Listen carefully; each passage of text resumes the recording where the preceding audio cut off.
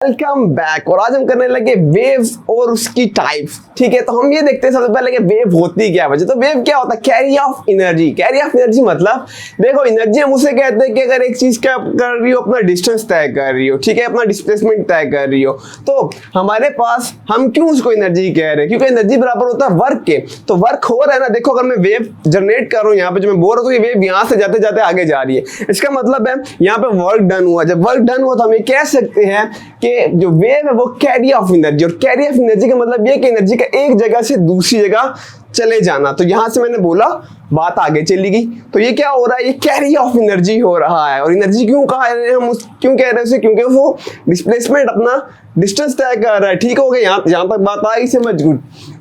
अच्छा, plus information. अब information क्या, जैसी बात है मैं बात कर रहा हूँ, तो जो वेव जा रही है वो कुछ ना कुछ इंफॉर्मेशन ही तो दे रही होती है। ठीक है, तो मैं यही कहता हूँ कि जो वेव है वो कैरी ऑफ एनर्जी है प्लस इंफॉर्मेशन है। ठीक है, वेव जनरेट कैसे हो रही है? वो डिस्टर्बेंस फैलाती है, ठीक है, मीडियम के अंदर।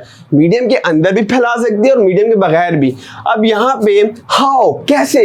तो वाइब्रेशन के जरिए पार्टिकल्स में वाइब्रेशन पैदा होती है। पार्टिकल में वाइब्रेशन पैदा होती है, कुछ कंप्रेस होता है, कुछ रेयरफैक्शन होता है, और वो हवा जो कंप्रेस रेयरफैक्शन होते होते क्या हो जाता है, वो आगे चले जाते हैं पार्टिकल्स। ठीक है, तो और फिर कुछ में मीडियम चाहिए होता है, कुछ में नहीं चाहिए होता। तो इसी तरीके से वेव क्या होती है, यहाँ से वहां जाती है। जिस तरह नहीं जब जाएगी तो इलेक्ट्रोमैग्नेटिक वेव आ जाएगी, जिसमें मीडियम नहीं चाहिए होता, तो वो वेव जिनमें नहीं चाहिए होता वो इलेक्ट्रोमैग्नेटिक होता है। तो हमने क्या कर दिया, हमने इनकी कुछ टाइप्स बना दी। टाइप्स को हम बाद में करेंगे, पहले हम यहाँ पे एक पॉइंट देखते हैं, ये वाला सिंपल हार्मोनिक मोशन। हम जो होते हैं वेव को सिंपल हार्मोनिक मोशन बोलते हैं। क्यों? क्योंकि सिंपल हार्मोनिक मोशन में हमने ये पढ़ा था कि जो हमारा पॉइंट, जो बॉडी होता है, वो टू एंड फ्रो क्या करने लगे, तो मूव करने लगे। तो हम एक एक्सपेरिमेंट करेंगे जो कि बुक में भी है।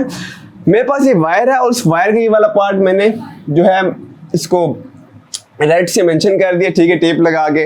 अब हमने सिंपल हार्मोनिक में ये पढ़ा था कि जो बॉडी होती है, अगर वो रेस्ट पे पड़ा हुआ है, वो क्या करेगा, वो अपने मीन पोजीशन के इर्द गिर्द क्या करेगा। अगर ये रेस्ट पे यहाँ पड़ा हुआ, अगर मैं वायर को ऐसे रख दूं तो इसका रेस्ट पोजीशन है ये वाली, ठीक है। और अब ये इसके इर्द गिर्द क्या करने, टू एंड फ्रो मूव करने लग जाएगा। तो मैं ये कहूंगा कि वो एक ऑसिलेटिंग बॉडी है, वो सिंपल हार्मोनिक मोशन है उसमें। तो अब मैं यही देखने लगा हूं। अब मैंने ये वायर ले ली और अब मैं इसमें वेव जनरेट करूंगा। ठीक है, जब मैं इसमें वेव जनरेट करूं तो आप देखोगे कि टू एंड फ्रो मूव कर रहा है। देखो, ये देखो, सही से नहीं हो रहा, लेकिन आप इसको अगर स्लोमो में देखो, ठीक है, तो अब क्या हो रहा है, ये जो वायर है मेरे पास, जो रेड वाला हिस्सा है, अब देखो जो रेड वाला हिस्सा है वो क्या कर रहा है, वो अपने ही मीन पोजीशन के इर्द क्या कर रहा है, up and down, to and fro क्या कर रहा है, टू एंड फ्रो क्या कर रहा है, वो मूव कर रहा है। ये देखो, ठीक है, अगर इसको स्लोमो में मैं दिखाऊं तो आप इसको अच्छे से देख सकोगे। तो यहाँ पे क्या हो रहा है, जो रेड पॉइंट है, टू एंड फ्रो क्या कर रहा है, टू एंड फ्रो क्या कर रहा है, मूव कर रहा है। तभी हम इसे कहते हैं कि एक सिंपल हार्मोनिक मोशन है। क्लियर? अब हम चलते हैं टाइप्स की तरफ। अब टाइप्स को जो है हमने दो हिस्सों में डिवाइड कर दिया। हम टाइप्स को मीडियम के भी उस पे कर दिया, और फिर मीडियम में दो कैटेगरी। पहले हम इसको देखते हैं। अब टाइप्स क्या है, मीडियम, यानी कुछ को जो होता है, कुछ वेव्स को मीडियम चाहिए होता है। तो जिनको मीडियम चाहिए होता है उनको हमने नाम दे दिया मैकेनिकल, और जिसको मीडियम नहीं चाहिए होता उसे हमने दे दिया इलेक्ट्रोमैग्नेटिक। अब हम देखते हैं मीडियम किसको चाहिए होता है। जैसा साउंड वेव्स है, ठीक है, तो साउंड वेव को, जाहिर सी बात है, जो साउंड वेव्स होती है उनको मीडियम चाहिए होता है कि नहीं चाहिए होता। अगर मैं यहाँ से वैक्यूम कर दूं इस रूम को, आप, मुझे तो सांस ही नहीं आएगी पहले, खैर, तो आप मेरी आवाज नहीं सुन पाओगे। ठीक है, अगर आपने एक्सपेरिमेंट परफॉर्म किया, एक हमने गिलास डाल लेते हैं, अंदर बेल रखते, जब हम उस गिलास जार में से वैक्यूम कर लेते हैं तो बेल तो बजती भी दिख रही होती है, लेकिन हमें आवाज नहीं आती। क्यों? क्योंकि हमें जो साउंड वेव होती है वो मैकेनिकल वेव होती है, उसको मीडियम चाहिए होता है। तो इसलिए हम साउंड वेव को कहते हैं कि वो मैकेनिकल वेव है। तो ऐसी सारी वेव जिसको मीडियम चाहिए होगा वो मेरे पास क्या होंगी, वो मैकेनिकल वेव होंगी। अगर मैं वाटर की बात करूं, अगर मैं पत्थर फेंकता हूं पानी में, तो मुझे पानी चाहिए ताकि वो वेव जनरेट हो, तो वाटर वेव भी किस में आ जाएगा, वो भी मेरे पास मैकेनिकल में आ जाएगा। अगर मैं सिस्मिक वेव की बात करूं, जब अर्थक्वेक के दौरान में सिस्मिक वेव आती है, तो सिस्मिक वेव के लिए भी तो जमीन चाहिए ना, वो कहाँ से जाए, मतलब कैसे जाएगी, जमीन पे ही जाएगी ना, सरफेस पे जाएगी, ठीक है, पानी में से जाएगी, ठीक है। तो सिस्मिक वेव के लिए भी मुझे क्या चाहिए होता है, जो मेरे पास सिस्मिक वेव होती है उसमें भी मुझे, वो भी इसके लिए मीडियम रिक्वायर होता है, तो भी मैकेनिकल में आ जाएगा। अब इस सिस्मिक वेव में भी दो टाइप्स होती है, ठीक है। एक होता है हमारे पास जब सिस्मिक वेव जनरेट होती है अर्थक्वेक के, जब अर्थक्वेक आता है तो इसमें दो तरह की हमारे पास होती है, ठीक है, याद रखना। एक प्राइमरी वेव होती है इसमें, और एक मेरे पास इसमें सेकेंडरी वेव्स होती है। ठीक हो गया, अभी फिलहाल ये याद रखो। अच्छा, तो इसमें भी दो तरह की वेव्स निकलती है, क्लियर? ओके, अब हम देखते हैं इलेक्ट्रोमैग्नेटिक, ठीक है, वेव्स। इलेक्ट्रोमैग्नेटिक वेव वो होगा जिसके लिए हमें जो मीडियम होगा, मीडियम जो है वो not required, medium is not required, इसमें हमें मीडियम नहीं चाहिए होता। तो वो सारी ऐसी हमारे पास वेव जिसमें हमें मीडियम नहीं चाहिए होगा, सिंपल हो गया इलेक्ट्रोमैग्नेटिक वेव। जैसे कि लाइट, लाइट जो है ना, लाइट हम ये बहुत डिटेल में पढ़ेंगे, फिजिक्स हम उसमें पढ़ेंगे 12th क्लास में, कैसे लाइट इलेक्ट्रोमैग्नेटिक वेव क्यों है, ठीक है, वो क्यों इलेक्ट्रोमैग्नेटिक वेव है, ठीक है, तो वो हम पढ़ेंगे क्लास 12 में, ठीक है। फिलहाल ये याद रखो जो लाइट है वो भी क्या है, वो इलेक्ट्रोमैग्नेटिक वेव। अगर मैं इस कमरे को वैक्यूम कर दूं यहाँ पे और मैं लाइट मारूं तो भी लाइट जाएगी, और अगर वैक्यूम नहीं करोगे तो भी लाइट जाएगी, लाइट ने जाना है, ठीक है। अगर मैं सन से देखूं तो सन से क्या हो रहा है, सन से इस वक्त जो लाइट आ रही है, बीच में वैक्यूम में कोई कुछ भी नहीं, लेकिन लाइट पहुंच जाती है, ठीक है। तो लाइट अगर पहुंचे इसका मतलब है उसको कोई मीडियम नहीं चाहिए, लाइट के लिए कोई मीडियम नहीं चाहिए, क्लियर होगी ये बात। लेकिन क्या जो सन पे इस वक्त फ्यूजन रिएक्शन हो रहा है, मतलब कि जो गैसेस आपस में और जो एटॉमिक लेवल पे वहां पे इस वक्त एटम आपस में टकरा रहे और जो हीट प्रोड्यूस हो रही है उसके भी तो एक साउंड आ रही होगी ना, धमाका सा जो हो रहा है, मतलब कितने गैसेस आपस में टकरा रहे हो, तब वहां पे लाइट बन रही है ना। तो क्या उसकी आवाज हम सुन पा रहे? नहीं सुन पा रहे। क्यों? क्योंकि जो सन से जो हमारा अर्थ है उसके अंदर क्या है, वैक्यूम है, वो हवा नहीं है, इसलिए हम वो आवाजें नहीं सुन पा रहे। अगर वहां पे हवा हो तो हम हो सकता है, हो नहीं सकता मेरे ख्याल से, वो सारी आवाजें हम सुन पाएंगे। क्यों? क्योंकि सारी आवाजें हवा में से होती भी आएंगी, हमारे कानों तक आ जाएगी, क्लियर? तो इसलिए हम वो आवाजें तो उसमें कौन साउंड वेव हम नहीं सुन पा रहे। क्यों? क्योंकि उसमें मीडियम चाहिए। लेकिन लाइट वेव जो सन से आ रही है वो आ रही है, क्यों? क्योंकि उसके लिए हमें कोई मीडियम नहीं चाहिए, ठीक है, क्लियर हो गया। तो लाइट वेव है हमारे पास, अल्ट्रावायलेट रेज है हमारे पास, तो ये सब एग्जांपल है मेरे पास किसकी, इलेक्ट्रोमैग्नेटिक, ठीक है। अब हम जो टाइप है ना उसको हमने दो उसमें डाला था, एक मीडियम और एक प्रोपगेशन। अब प्रोपगेशन का मतलब ये होता है कि एक जगह से दूसरी जगह प्रोपगेट करना, एक जगह से दूसरी जगह जाना। तो वो किस अंदाज से जा रही है, हम उसके बिना पे भी हमने क्या कर दी, दो कैटेगरी बना दिया, एक को ट्रांसफर वेव कह देंगे, एक को लॉन्गिट्यूडनल वेव कह देंगे। तो अब हम इसको करते हैं, बोर्ड इरेज करता हूँ। अब हम देखते हैं types of waves on the basis of propagation. Propagation का मतलब ये कि एक जगह से दूसरी जगह जाना, किस तरह कैसे बिहेव करके वो जो पार्टिकल्स है वो जा रहे हैं, किस डायरेक्शन में जाते हैं, पैरेलल जा रहे हैं, परपेंडिकुलर जा रहे हैं। तो हमने उसको भी दो हिस्सों में क्या कर दिया, कैटेगराइज कर दिया। एक को ट्रांसफर का नाम दे दिया और दूसरे को हमने नाम दे दिया लॉन्गिट्यूडनल। अब हम ये देखेंगे, जिस तरह अभी हमने इससे पहले देखा कि कुछ को मीडियम चाहिए होता है, जिसको मीडियम चाहिए था उसको हमने नाम मैकेनिकल का दे दिया वेव, और कुछ को मीडियम नहीं चाहिए था वो इलेक्ट्रोमैग्नेटिक हो गया। तो अभी जितनी भी चीजें थी जिसमें हमारे पास अभी हमने पढ़ा कि जो हमारे पास मैकेनिकल वेव थी उसमें हमारे पास साउंड वेव, जिसको क्या चाहिए, एक मीडियम चाहिए। तो लेकिन वो बिहेव कैसे कर रहा है, वो एक जगह से दूसरी जगह जा रहा है, तो कैसे जा रहा है, तो क्या उसको मैं उसके बिहेवियर के उस पे हमने दो उस पे क्या कर दिया, टाइप्स में हम डिवाइड कर देंगे। एक हमने ट्रांसफर दे दिया और एक हमने लॉन्गिट्यूडनल। अब जो लाइट थी वो क्या थी, लाइट वेव हमारे पास इलेक्ट्रोमैग्नेटिक थी, जिसको मीडियम नहीं चाहिए होता, लेकिन वो बिहेव कैसे कर रही, वो जा कैसे रही है। तो जिस तरह वो जाएगी हमने उस तरह करके उसको क्या कर दिया, कोर कैटेगरी में डाल देंगे, यहाँ पे डाल दिया। अब हम देखते हैं, देखो जो ट्रांसफर वेव होता है वो अप एंड डाउन मूव करेंगे, यानी कि वेव जी ऊपर नीचे आएगा, और किसकी डायरेक्शन में, जिस जहां पे ट्रेवल कर रही होगी उस डायरेक्शन में जो होगी वो अप एंड डाउन उसके पार्टिकल्स जो होंगे ना वो जा रहे होंगे। ये बात आगे समझो। और जो पार्टिकल्स होंगे वो डिस्टर्बेंस क्रिएट करेंगे with angle of 90 degree. Perpendicular का मतलब होता है एंगल 90 डिग्री का। देखो अगर मैं यहाँ देखूँ, यहाँ एंगल क्या पड़ा हुआ है 0, यहाँ आता हूँ यहाँ हो जाता है 90, यहाँ होगा तो क्या हो जाएगा 180।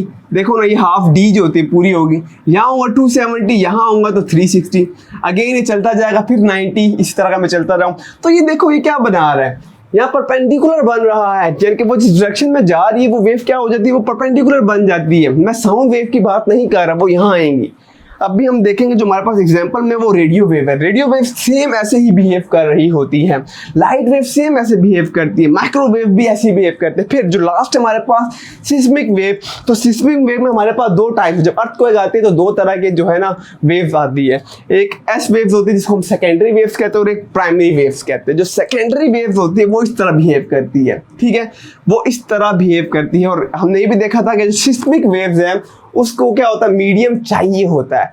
अर्थ चाहिए होगी, जमीन होगी तो वो वेव जनरेट होंगी ना, ठीक है। तो मीडियम चाहिए उससे, लेकिन देखो उसकी भी दो वेव्स है, एक सेकेंडरी वेव है, ठीक है, और एक प्राइमरी वेव है, ठीक है। जो प्राइमरी है उसको हम उसमें देखेंगे अभी। खैर, जो हमारे पास यहाँ पे सेकेंडरी वेव है वो किस में आ जाएगा, वो भी ठीक ऐसी बिहेव करेगा, ट्रांसफर वेव की तरह अप एंड डाउन मूव करता है वो, ठीक है, और इसको मीडियम भी चाहिए होगा। अच्छा, अब अगर मैं यहाँ पे देखूँ, जिसको मीडियम चाहिए था वो मैकेनिकल था। अब अगर मैं यहाँ पे देखूँ तो इस ग्राफ को देख के हम इसे कुछ नाम रखने ही पड़ेंगे कि यार ये ग्राफ क्या है, ठीक है। तो ये जो सबसे ऊपर वाला पार्ट होता है, ये टॉप वाला, इसको हम बोलते हैं क्रस्ट, ठीक है। इसका क्या होता है, ये क्रस्ट होता है। और इस सबसे नीचे डाउन जो भी पार्ट होगा उसको हम बोलते हैं थ्रफ, ठीक है। तो इसका क्या हो जाएगा, इसका थ्रफ हो जाएगा। वो क्रस्ट है, ये थ्रफ है। यहाँ तक बात आ गई, समझ, गुड। अच्छा, अब एक क्रस्ट से दूसरे क्रस्ट तक या एक थ्रफ से दूसरे थ्रफ तक जितना वो जो डिस्टेंस होता है उस डिस्टेंस को हम बोलते हैं वेवलेंथ। आई अगेन रिपीट, एक क्रस्ट से दूसरे क्रस्ट तक का जितना भी डिस्टेंस होगा उसको हम बोलते हैं वेवलेंथ, ठीक है, वेव लेंथ। और वेवलेंथ को हम जो होता है किससे जाहिर करते हैं, वेवलेंथ को हम लैम्डा से जाहिर करते हैं, ठीक है। तो वेवलेंथ क्या होता है, एक क्रस्ट से या एक तरफ से दूसरी तरफ तक का जितना डिस्टेंस होगा उसको भी हमें क्या कह सकते हैं, उसका क्या वेवलेंथ है। और जितना पीक पे ये ऊपर जाएगा, अभी यहाँ तक गई है ऊपर, जितना ये ऊपर जाएगा मैक्सिमम, जितना ये ऊपर जाता जा रहा है वो उससे क्या होगा, वो एम्पलीट्यूड होगा। अगर मैं यहाँ देखूँ तो ये इसका क्या है, यहाँ से यहाँ तक जो होगा उसका क्या होगा, एम्पलीट्यूड होगा। यहाँ वैल्यू लिखी होगी ना वाई एक्सिस पे कि यहाँ पर अगर मैं 5 मीटर ले लूँ तो मैं कहूँगा इसका जो एम्पलीट्यूड है, सॉरी 5 मीटर नहीं, ठीक है, अगर मैं यहाँ पे सिर्फ 5 ले लूँ तो मैं कहूँगा इसका एम्पलीट्यूड, हाँ मीटर ही, सॉरी मीटर ही, तो मैं कहूँगा इसका 5 मीटर क्या है, वो इसका एम्पलीट्यूड है, ठीक हो गया। With the passage of time अगर ये कम होता तो मैं कहूँगा उसका एम्पलीट्यूड भी क्या हो रहा है, कम हो रहा है। तो ये हमने इसको भी ड्रा कर दिया, हर पार्ट को भी बता दिया, क्लियर होगी यहाँ तक बात, ठीक है। अब हम चलते हैं सेकंड वन पे, लॉन्गिट्यूडनल वेव पे जाते हैं। अब लॉन्गिट्यूडनल वेव में क्या फर्क है, हल्का सा, बिल्कुल हल्का सा। देखो इसका क्या होता है, इसके जो पार्टिकल जब मूव करते हैं, जिस डायरेक्शन में मूव करते हैं वहाँ परपेंडिकुलर जा रहे होते हैं, लेकिन इसमें परपेंडिकुलर नहीं जा रहे होते हैं, पैरेलल जा रहा होगा, पैरेलल, अगेन रिपीट, पैरेलल जा रहा होगा। देखो मतलब कि अगर मैं बोल रहा हूँ ना, तो अगर मैं बोलता हूँ जिस तरह जो हमारे पास साउंड वेव्स होती है, वो जिस तरह मैं बोलता हूँ वो सीधी सीधी उसी तरह इसी डायरेक्शन के पैरेलल का मतलब होता है इसी के साथ साथ पैरेलल चले जाना। तो जिस सेंस में बोल रहा हूँ वो पार्टिकल्स भी ना सीधे सीधे चले जाएंगे, ठीक है। तो जो बगैर कोई एंगल बनाए जो सीधे सीधे पार्टिकल्स चले जाएंगे उसको मैं बोलूँगा वो लॉन्गिट्यूडनल वेव्स है। क्लियर होगी मेरी बात यहाँ तक, ठीक है। अच्छा, इस तरह अगर मैं इसके ये मैंने बता दिया, पार्टिकल जो डिस्टर्बेंस क्रिएट करेंगे वो पैरेलल क्रिएट कर रहे होंगे। हमारे पास इसमें जो एग्जांपल है मेरे पास, वो मेरे पास आ जाती है साउंड वेव, ठीक है, साउंड वेव इसमें आती है, ठीक है।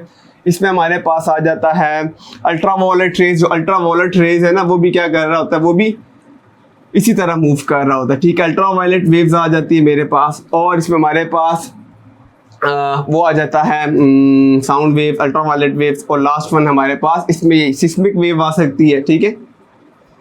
सिस्मिक वेव जो अर्थक्वेक से, लेकिन एस वेव नहीं, सेकेंडरी नहीं, जो प्राइमरी वेव्स होंगी इसकी, कौन सी वाली, जो पी प्राइमरी जो मेरे पास वेव्स होंगी, ठीक है, वो भी इसमें आएगा, ठीक है। वो इस तरह बिहेव करता है। लेकिन देखो जो सेकेंडरी वेव होती है, दो तरह की वेव जनरेट, ये वाली जो वेव होती है ये ऐसे मूव करती है, और वो वाली वो पैरेलल मूव कर रही होती है, ठीक है, डायरेक्शन के। अब अगर मैं यहाँ पर साउंड वेव की बात करूँ, और ये अगर या मैं एक स्प्रिंग ले लेता हूँ और स्प्रिंग को खींच देता हूँ और अब मैं उसको छोड़ देता हूँ, मैं एक वीडियो भी यहाँ पे आप देख रहे होंगे वीडियो में कि जब आप उस स्प्रिंग को छोड़ते हैं तो कहीं पे कंप्रेस हो रहा है स्प्रिंग, और कहीं पे क्या हो रहा है, कहीं पे कंप्रेस हो रहा है, कहीं पे कंप्रेस नहीं हो रहा। जो कंप्रेस हो रहा है उसको हमने कंप्रेशन का नाम दे देना, और जहाँ पे कंप्रेस नहीं हो रहा वो रेरफैक्शन का नाम दे देंगे। तो अगर मैं इसको यहाँ देखूँ तो ये जो हिस्सा है ये वाला, ये इसका कंप्रेशन वाला हिस्सा है कि यहाँ पे क्या हो रहा है, कंप्रेशन हो रही है, ठीक है, और ये भी कंप्रेशन हो रहा है, यहाँ पे भी क्या हो रहा है, कंप्रेस हो रहा है स्प्रिंग, तो ये क्या हो रहा है, कंप्रेशन हो रही है, ठीक है। इस तरह हम इसको देख सकते हैं कि वो इस तरह जाती है। क्लियर हो रही है बात। जिस तरह अगर मैं साउंड वेव बोलूँ ना, तो यहाँ ये पहले पार्टिकल बिल्कुल क्या पड़े होते, बिल्कुल ऐसे ना डिस्टर्ब नहीं हो रहा। जैसे मैं डिस्टर्बेंस क्रिएट करूंगा, ये वाला पार्टिकल इसके साथ टकराएगा, ये वाला इसके साथ, ये वाला इससे, ये आगे आगे जाते जाएंगे, ठीक है। तो जब मैं एकदम जोर से बोलूंगा, जैसे मैं जोर से बोला तो अचानक ये दो इधर आ जाएंगे, कंप्रेस हो जाएंगे, हो सकता है ये दो भी इधर आके क्या हो जाए आपस में, ये दोनों इधर कंप्रेस हो जाए, इस तरह कंप्रेस कर। अब बीच में क्या हो रहा है, बी में रेयर फ्रैक्शन हो रहा है, गैप आ रहा है, और यहाँ पे क्या हो रहा है, यहाँ पे कंप्रेशन हो रही है। तो इस तरह हमारे पास साउंड जाती है। तो ये हम एक्सप्लेन से करके देख सकते हैं कि किस तरह ये वेव यूं जाती है। तो हम स्पिन को खींचेंगे तो यही सब कुछ हमारे पास आएगा। और ये जो बीच वाला हिस्सा होता है इसको हम बोल देते हैं कि मेरे पास रेयर फ्रैक्शन है। ठीक हो गया, तो ये मेरे पास रेयर फ्रैक्शन आ गया। क्लियर? अच्छा, ओके। सो गाइस यही है, ठीक है। और एक और चीज़ इसमें जो वेव लेंथ है वो भी मैं बता दूं। जो वेव लेंथ है इसकी वो क्या होगी हमारे पास, वो आप तो ये पूरा है, तो ये जहाँ से हमारे पास कंप्रेशन ये ख़त्म हुई और दूसरी कंप्रेशन स्टार्ट हुई, ये सारा इस सब को मैं कह सकता हूँ कि इसका वेव लेंथ है, इसका डिस्टेंस है। यहाँ पे मैं इसको लैम्डा से रिप्रेजेंट कर दूंगा। क्लियर? या फिर आप ये कह सकते हो कि जितना रेयर फ्रैक्शन है उतना को भी कह सकते हो। एक कंप्रेशन से दूसरे कंप्रेशन का जो हमारे पास डिस्टेंस होगा वो क्या होगा, वो उसका वेव लेंथ होगा, जिसको हम लैम्डा भी बोलते हैं। ठीक है। एक चीज़ रहेगी जो इसका एम्पलीट्यूड होगा बच्चों, वो ये होगा, देखो ये जितना ये ऊंचा जा रहा है वो इसका क्या कहलाएगा, वो इसका एम्पलीट्यूड कहलाएगा। हैशटैग पीस आउट, मिलते हैं नेक्स्ट वीडियो में।